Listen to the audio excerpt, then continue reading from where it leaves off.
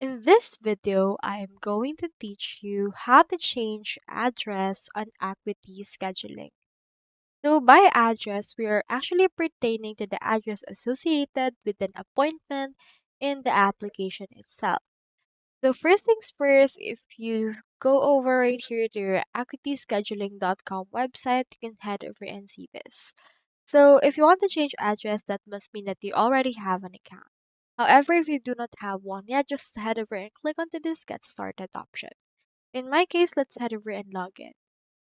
From in there, you should be able to see in here your Acuity Scheduling.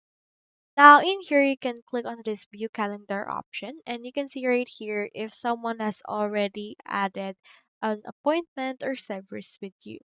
I have in here this. Let's head over and click on it. Now, as you can see, this will be the address for that. Since I have this consultation, it will be done via phone. Now we have in here the payment, the owed, history, and the likes. So in this case, you can head over and edit this by clicking onto this edit, or you can also click onto this reschedule. I'll just choose edit one, and then let's choose in here the actual address for this. You can input right here a link for an online meeting if you want. You can change in here the phone, and in here you can see the client users. You can add some notes, histories, and you can also schedule your next appointment through this way.